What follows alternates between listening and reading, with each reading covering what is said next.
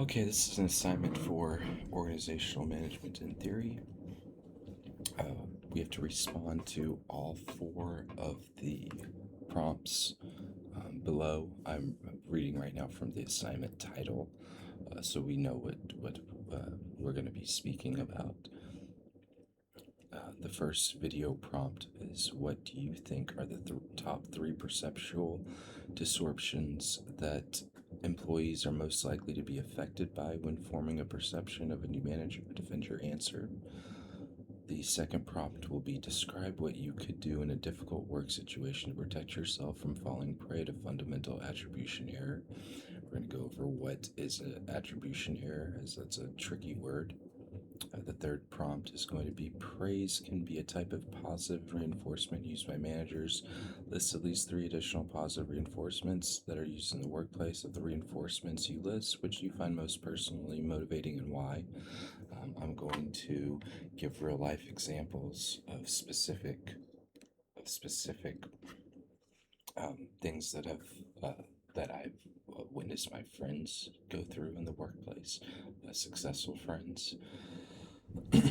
And then of course the last prompt is going to be it's going to be about Bandura's social cognitive theory. The prompt reads, you join a company where managers regularly reprimand their direct reports in front of others, play favorites, and encourage coworkers to report one another for making small mistakes. With Bandura's theory, what sort of culture is likely to spring from these practices? How would a new employee seek to get ahead at a company?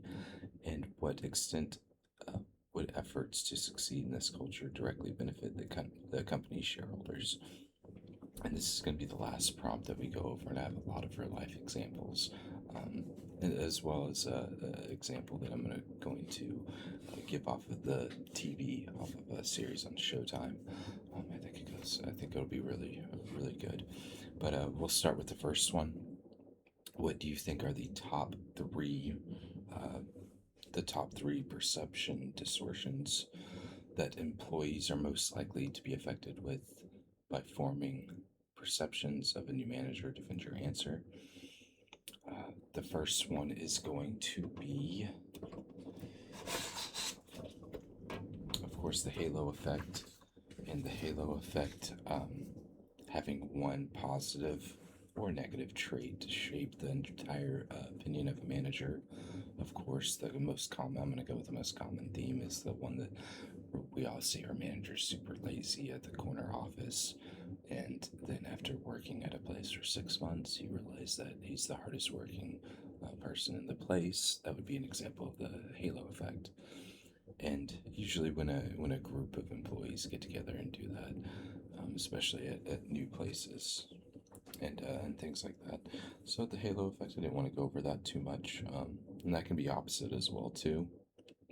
The second one is how stereotyping influences the workplace perception in all types of different ways, whether it's a laissez-faire type of manager, or it's a strict manager that doesn't like to, let's say, extracurricular activities. A lot of workplaces these days, especially in sales, have a lot of extracurricular activities where they give bonus points, and almost, I mean, some places half of the work is getting out, um, and that is a stereotype of a workplace perception. I have an in-depth example that I'm going to give in prompt 3 with the way that oil and land gas companies work. It's quite interesting, and it's very good work as well too. But a lot of that their work, it goes over a lot of these prompts as well too, with the workplace perception and stereotyping and things like that. Of course, the third thing under prompt 1 will be the selective perception. Um, Basically, when employees notice behaviors that they already know. So, say that guy does all the taxes for the company every year, and he does this, he does that, and and it's just a selective perception, and there's a lot of theories behind it, positive and negative, but it creates the good relationships and bad relationships, so it can be positive and negative. Um, of course, these are just the key word is distortions.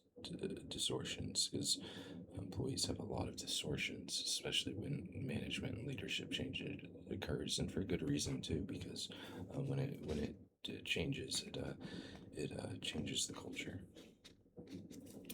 And so that was the first prompt. Now we are at the second prompt, which is going to be the attribution error. And attribution error is basically my thoughts were don't judge a book by its cover,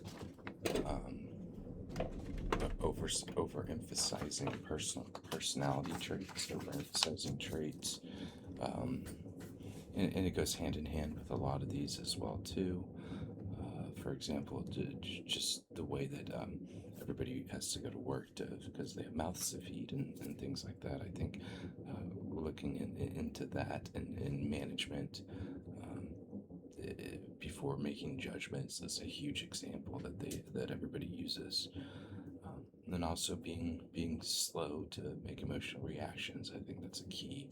And we're talking about organizational management theory is the title of this class this semester. And I think everybody wants a manager that knows how to act slowly on emotional reactions in stressful environments, and that makes a huge difference with attribution error and assumptions and judging personality. It's like having a class of students. Um, and of course, there is the next one that I want to keenly go over is positive reinforcement in the workplace. Of course, everybody knows bonuses, promotions, scheduling. I think as we go over these personality traits and these first two prompts that make working in a workplace so unique and so personable, it is the bonuses and their positive reinforcement, as we all are driven to that. But I think housing and things like housing and vehicle stipends and bonuses and things like that, for corporate work, especially when people are able to bill for corporate work for an entity, whether it's a personal entity or a company, or they're under working for a company. It's pretty neat. And so things like and of course there's all types of different work. There's onboarding at big companies that's super fun, that goes over all the benefits. Most companies these days that make that make enough money for a full-time four-person family have car discounts, vehicle discounts, all types of neat things. So I think it makes it unique working for a company, because that's how we define ourselves, and that's how we use positive reinforcement. Like I said, the oil and gas companies, they have housing and vehicle stipends where they pay people to transport and to do this and do that. It's really neat, and that's not actually transporting oil and gas. It's actually doing rights, mineral rights, and land rights, and all types of stuff. So it's super neat. That was a super neat work industry. I suggest if anybody wants to go into it, that they definitely should. And of course, the final the final prompt that we have is the toxic company culture and Bandura's social cognitive theory. Um, I think this is an interesting one because what Bandura argued was that people learned behaviors through observing, modeling, and reinforcement, and that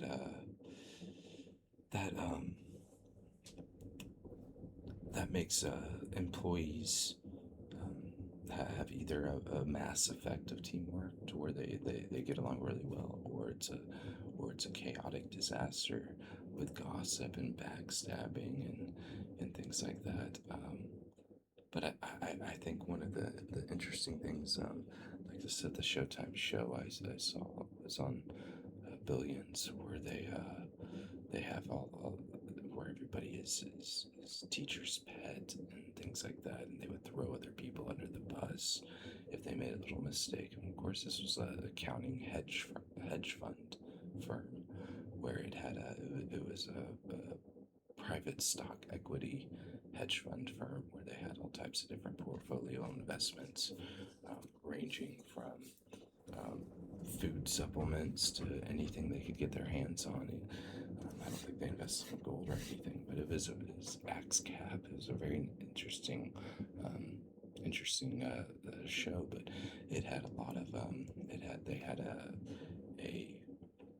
they had a psychologist in the on the company. They had all types of different things, and I think it explains it, how people would throw for other people under the bus and things like that, uh, just to make extra money, or to please a manager. I think a lot of them did that to please a manager, like in middle school and high school. As we all went through grade school, we know how doing that does have a positive effect. But it's interesting, viewing it as a social aspect as an adult, especially when we're talking about single and married adults. And in the company, it's pretty interesting because some people are single and some people are married, and just how they function, and all they all do have some type of accounting degrees and things like that. Usually all master's degrees. But it was a very cutthroat hedge fund. It's a very interesting show. I suggest everybody watch it. That is going into a bachelor's of accounting or any type of math section. But yes, it's a very nice. That is a perfect analogy for Bandura's social cognitive theory. I think we all experience that going through grade school, going through puberty, going through age 13, 14, 15, 16, 17, while developing in a social aspect at school, whether it's private or public, or whatever people do. I know a lot of people growing up, they join clubs and all types of different things. But besides that, I definitely think that concluding to all of this information, with the way that the structure is, um, I think it shows the positive and negative balance of employment for all employees that want to go into any type of distinct field or area. Um, like I said, I'm going into health management as a focus on my field. Some people go into accounting. Some people go into all types of. Some people go into management. Of course, I went into management as well too. Um, but I think it shows how, when we look at businesses and companies that range in a wide array of fields, there's short-term compliance and long-term compliance. And when you look and think about all these companies and things that go on with these companies, usually their culture, their way of handling all these informational specifics that we go over, especially in the first couple chapters of this class, and just general specifics of management within any company, period. And so it definitely goes hand in hand with the success of a company. Um, I think for me personally, I'm also in an accounting class right now as well too. It goes in hand with accounting firms and how they work. As I specifically plan to further my degree into a medical school in 2029.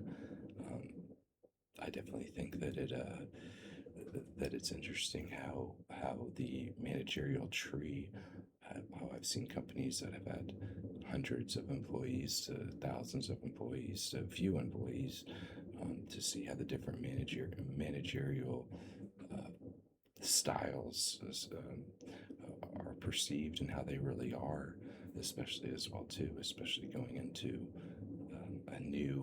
a new field as I plan to in 2029, 2030. I was a security guard as well too for the state of Florida. I've also worked in restaurants. I've worked in very many different fields and subjects, but besides that, I definitely I definitely think these aspects are very important, especially in different businesses and different um, places for that employees work in and organizations.